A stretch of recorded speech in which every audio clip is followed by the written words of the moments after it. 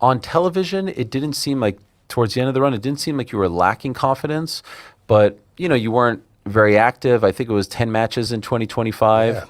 I think you've already done 25 in Yeah. 26, so you've obviously been a lot more active. But in the aftermath, I'm sure there's a part of you thinking like, what the hell? What went wrong? Yo, what's up, everyone? Welcome back to another video. This is your boy JJ, and I had officially finished watching Ariel Hawani's sports and wrestling podcast with his special guest featuring, Karrion Kross, former WWE wrestler who's now, part of the indie scene, which he goes by the name Killer Kross, by the way.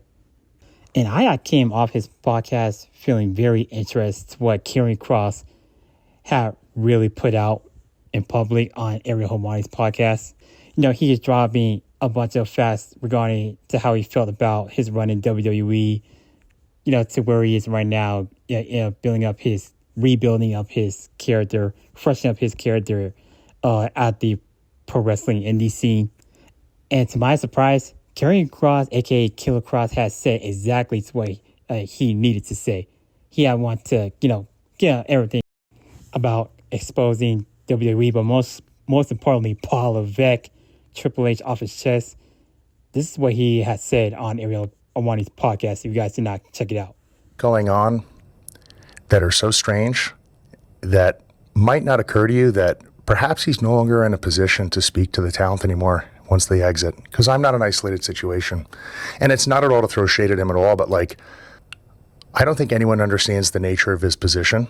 I think everyone just thinks he's just the boss and there's nothing attached to that. I think there's a whole new hierarchy of things above him that he has to answer to, and perhaps maybe he's even told not to contact the talent after.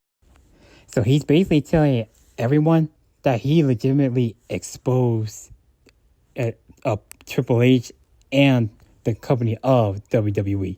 He legitimately exposed that more than 13 wrestlers, probably up to 18 wrestlers, had got released from the company due to 50% of talent pay cuts, from Aleister Black to Kairi Sane to the Motor City Machine Guns to Bo Dallas, aka Uncle Howdy, and how others like Shotzi Blackheart, who was another former WWE wrestler. She also came out and said that there was no phone call, no contact from Triple H to why we were released from the first place, which is mostly the real reason why WWE is at a horrible state to where it's at right now with Raw and SmackDown, to where it's just the same old rinse and repeat in the same format, just like what Stone Cold Steve Austin had once said in that podcast.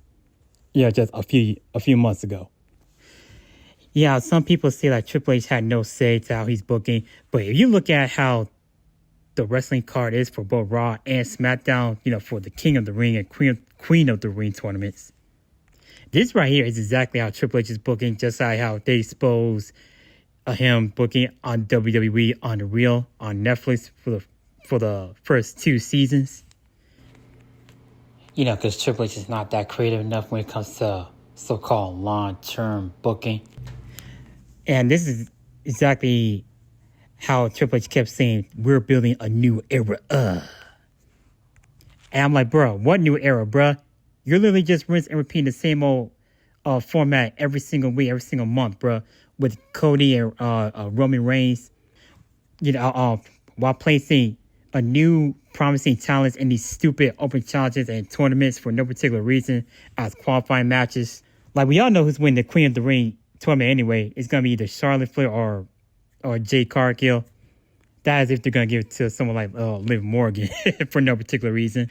But I really hope that Triple H does not botch LA Knight in this position, or Finn Balor. Like, that's the real truth. I mean, just look at these matches, bruh. These are literally the exact same matches every single week with the tag team championships for the women and for the men, because there's no tag team division. And you wonder why the viewership range keeps on dwelling backwards. They're almost like to 900K viewerships for SmackDown on their USA Network for cable television. Oh, and y'all want to see how Monday Night Raw is doing on Netflix?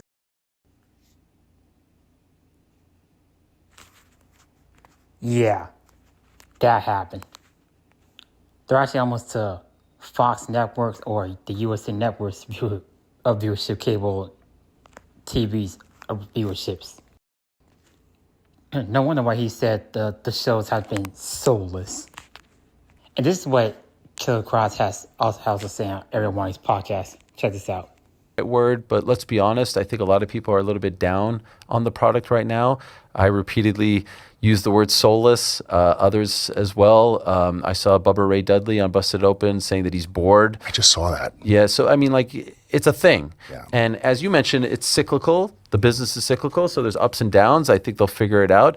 But, you know, I feel like you were sort of a byproduct of all of that, in the sense that, like, they had something that was really special with the two of you and didn't know how to actually utilize it and run with it. Do you feel any sort of indication, like, look, maybe it wasn't me. It's really a sign of what's going on over there and what's not working? And stuff like that is exactly why I kept saying in my other videos. So shout out to Ariel Juani's podcast for actually mention that out.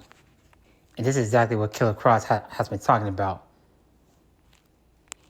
You know, when it comes to not actually utilizing or capitalizing a talent's momentum, such as, you know, for example, LA Knight, ever since 2022, 2023, LA Knight has been getting over on his own without the help of Triple H. Wyatt Lightning Hot to the point that they keep telling WWE to seriously push this guy for a world championship spot. That's how you legitimately strike while the iron is hot. But the real problem is that both Karrion Kross and LA Knight, they're not Triple H's favorites, especially for Killer Kross. Killer Kross, to a point where his merchandise has skyrocketed in WWE Shop.com as the #1 merch seller, while John Cena, Jey Uso, Jacob Fatu, that they're like fall behind in the top 6, top 5, right? And when WWE had found this out, what did they do? They did nothing. They did nothing about it. So not even Triple H, because he didn't want anything to do about it. And two of these guys, LA Knight and Killer Kross, they're mostly Killer Kross. He's from NXT, from Black and Gold NXT, right? But even though LA Knight, he was from Black and Gold NXT, but he was majority came from TNA Wrestling, Impact Wrestling. But this is exactly why someone like Triple H's ego has gotten so big that all he really cares about is money. He don't want anyone to actually, be more over than how he was, to be a bigger star than how he was when he was wrestling, before he retired. And that is literally a huge problem in this state of WWE, to where they are right now, as the viewership keeps crumbling down to only 1 million, almost down to 900,000 K on SmackDown, and for Monday Night Raw on Netflix, almost to 1.9 million viewership. And that's especially the fact that they don't have one of their champions, such as Jade Cargill or Rhea Ripley, go out there and defend their championships. They have 1, 2 title defenses, while Liv Morgan on Monday Night Raw, she had zero title defenses. Just going out and just cutting a promo segment for no particular reason, putting them in the freaking tournament. Well, Liv Morgan and Sol Ruka, she just got to the main roster, but still though, y'all get my point. That's exactly why we don't have freaking storylines to actually help bring the audience back for the USA Network and Netflix, because tournaments, open challenges, and qualifying matches, they are not helping the product. That's why the newer talents getting called from NXT, they're not even superstars. They're just a bunch of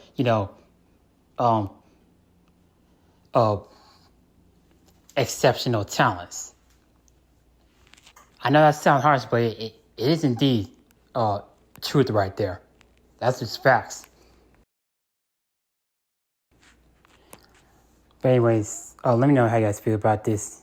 Do you agree with what Karrion, aka Killer Kross, has been talking about on Ariel Hawani's podcast lately. Did you get a chance to check out his interview and on Ariel Hawani's podcast? If you did, I want to hear your thoughts about it. Please leave a like, comment, and subscribe. And yeah, see you guys in this video.